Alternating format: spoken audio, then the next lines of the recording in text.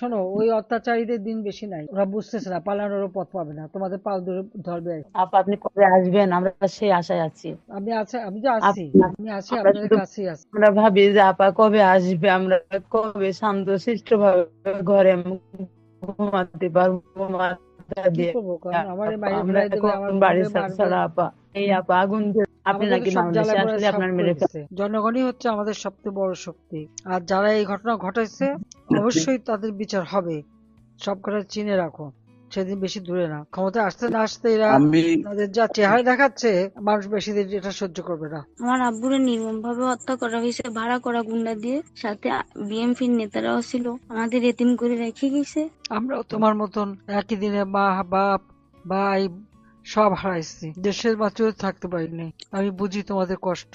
আমার ভাই রাস্তাঘাটে এখন চলতে গেলেও তার হচ্ছে, মানে সাপ চলতিছে।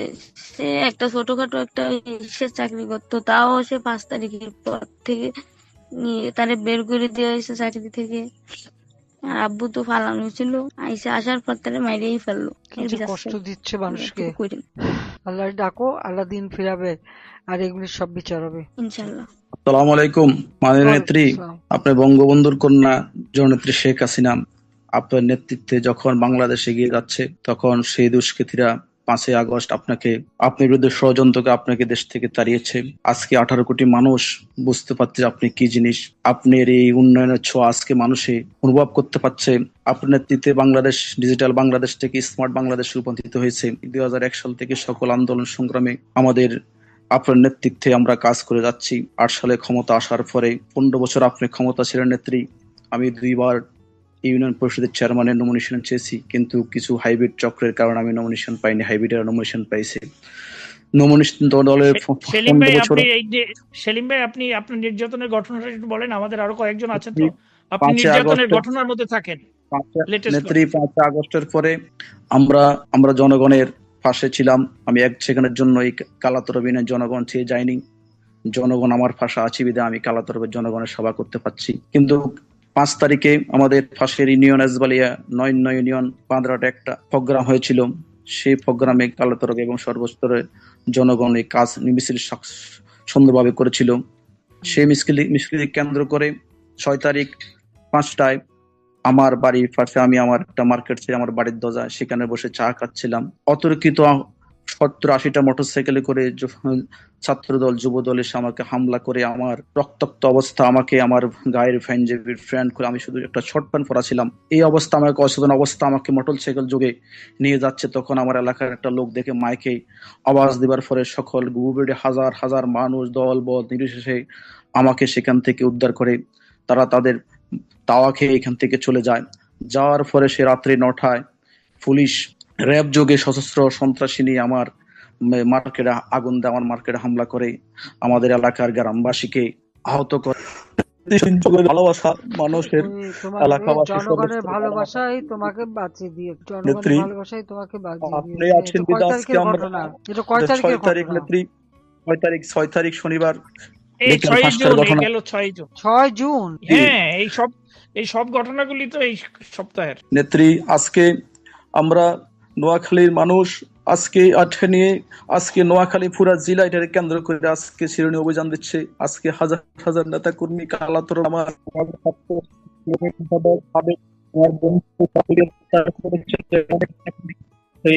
তোমাকে জনগণ ভালোবাসে, তোমাকে ভালোবাসে বলে জনগণ তোমার পাশে এসে দাঁড়ায়, নিজেরা আহত হয়েছে। জনগণের পাশেই থাকো, জনগণই হচ্ছে আমাদের সবচেয়ে বড় শক্তি। আর যারা এই ঘটনা ঘটাইছে, অবশ্যই তাদের বিচার হবে। সব কথা চিনে রাখো, সেদিন বেশি দূরে না। ক্ষমতায় আসতে না আসতে এরা আমি তাদের যা চেহারা দেখাচ্ছে, মানুষ বেশি দিন এটা সহ্য করবে না। মাননীয় নেত্রী, হ্যাঁ, ওয়ালাইকুম সালাম। কেমন আছো এখন? খুব একটা তো নাই। 6টা রিপোর্ট আসে, রিপোর্টে সবগুলোই দেখায় কোনো ওষুধে কোনো কাজ করতেছে না। একটা ওষুধে শুধু আংশিক কাজ করতেছিল। ওই ওষুধের কারণে মাননীয় নেত্রী আমি জীবিত ছিলাম, হয়তো আল্লাহ আল্লাহ বাঁচাই দিয়ে গেছে আর। জি মাননীয় নেত্রী। হ্যাঁ, তারপরে মার আমার যখন দোয়াতে বেঁচে গেছে। আমার যখন অবাস হতো না মাননীয় নেত্রী, তখন আমি চিৎকার করে বলতাম, আল্লাহ আমার আরেকটা বার সুযোগ দাও, আমি যেন দেখতে পারি, দিন দেখতে পারি। তখন ওখানকার যে চিকিৎসক ছিল, উনি বলতো যে তোমাদের এটা হলো কিভাবে। পরে বললাম যে আমি আওয়ামী লীগের কর্মী, ছাত্রদলের সন্ত্রাসীরা আমাকে এভাবে মারছে। পরে বলে যে এখন তো আমাদের নেত্রী, তোমার নেত্রী নাই, তাইলে তুমি এটা কিভাবে বলো? আমি বললাম যে হারানোর তো আর কিছু নাই স্যার। আমার বাড়ি পোড়ায় দিচ্ছে 5ই আগস্টে, আমার বৃদ্ধ বাপ মাকে সেই ঘরে বোমা চার্জ করছে। উপরওয়ালার অশেষ রহমতে আমার বাপ মা ওই দিন ওই বাসায় ছিল না। মাননীয় নেত্রী, আমার আম্মু আপনার সাথে কিছু কথা বলতে চায়। হ্যাঁ, যাও বাবাকে। আসসালামু আলাইকুম আপা। হ্যাঁ, বল। ইয়াসিন, আমার 2টা মেয়ে হওয়ার পর আমার ইয়াসিন জন্ম নেয়। আপা ইয়াসিন খুব শখের ইয়াসিন আমার, আল্লাহ আমার গর্ভে ধারণ করে। আপা আজকে আওয়ামী লীগ করার কারণে ইয়াসিনের জীবন কেড়ে নেয় নিতে চেয়েছিল। আপা আল্লাহর অশেষ রহমত ইয়াসিন দুনিয়ায় ফিরে আসে, এখন আল্লাহ বাঁচিয়ে রেখেছে। সেটা হচ্ছে হয়তো চিকিৎসার অভাব, অন্তরটি হয়নি। আমি অনেক দোয়া করেছি আল্লাহর কাছে। আপা 5ই আগস্টে আমার ঘর বাড়ি আগুন দিয়ে জ্বালিয়ে পুড়িয়ে তছনছ করে দিয়েছে আপা। এখন আপা আমার ছেলেটা নিয়ে আমি অন্য জেলায় আছি, কুষ্টিয়া জেলাতে আছি। আমার নাকি ছেলের মেরে ফেলবে, আমি দেশে যেতে পারছি না। আমার 5টা সন্তান, 2টো মেয়ে 3টে ছেলে।